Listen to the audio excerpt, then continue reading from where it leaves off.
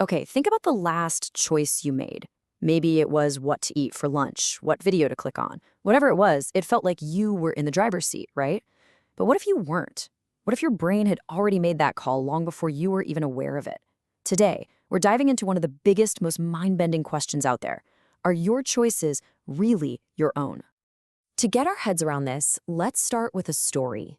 It's a true story that pushes our whole idea of choice and blame right to the absolute edge. And it all starts with a guy who was, by all accounts, completely and totally normal. So, meet Herbert Weinstein. He was a retired ad executive, and everyone who knew him said the same thing. Calm, gentle, nonviolent. Just a regular 65-year-old guy, living his life in Manhattan. No history of aggression, no criminal record. Nothing. And then, one day, seemingly out of nowhere, he did something unthinkable. After an argument, he strangled his wife, Barbara, and threw her body from the window of their 12th-story apartment. The act was so violent, so completely out of character, that nobody could believe it. But when doctors examined his brain, they found something that changed everything. There was a huge cyst, about the size of an orange, pressing directly on his frontal lobe. And that's the part of our brain that basically makes us, well, us. It's where our judgment, our impulse control, and our social behavior come from. His brain was physically damaged. And this, right here, is the impossible question. If a man's brain is broken, is he really responsible for what he does? Was it Herbert Weinstein who committed murder, or was it the tumor? To even begin to answer a question like that, we first have to get on the same page about what free will even means. It's a phrase we throw around all the time, but philosophers have been arguing over its exact definition for literally thousands of years. So for an action to be considered truly free, it generally has to clear three hurdles. First, you've got to have the ability to have done something else. Second, you have to be in control of your choice. That's what we call agency. And third, your choice can't just be random. It has to be based on some kind of reason. Let's zero in on that second point for a second. Agency. This is huge. It's not just about a choice happening in you, it's about you being the one who makes it. You're the author of your choices, the one pulling the strings. That feeling is at the absolute core of what we think of as free will. But here's the twist. That very feeling of authorship, of being in control, is exactly what neuroscience started to call into question with some truly groundbreaking experiments.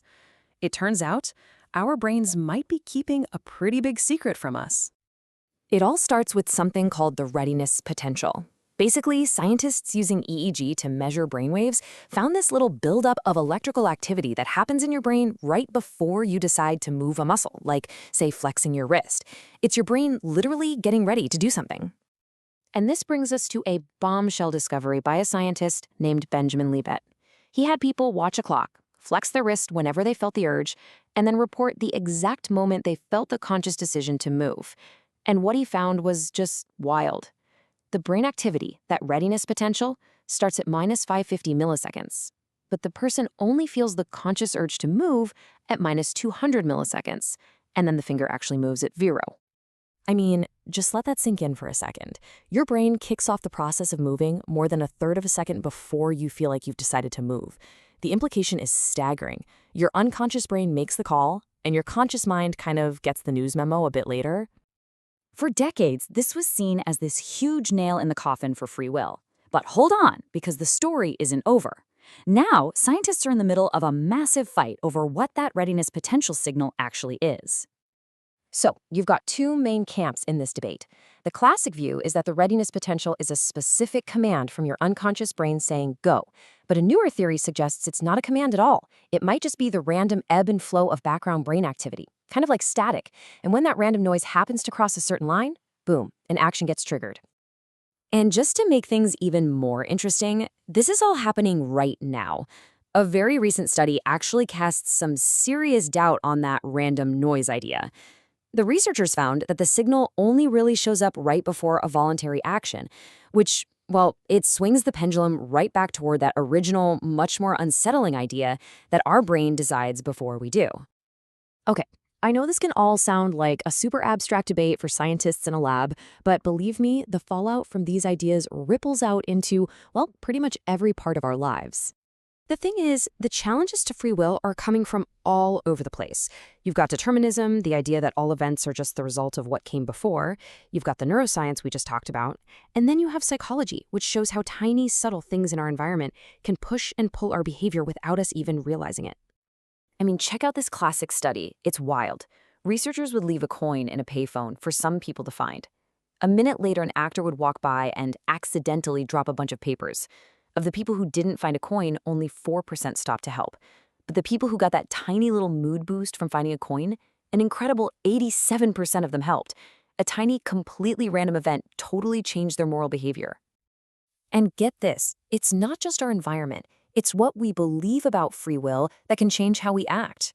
In one study, people who read an article arguing that free will is an illusion were way more likely to cheat on a math test right after. It's like, if we stop believing we're in control, our moral compass just gets a little weaker. And that's why this all matters so much.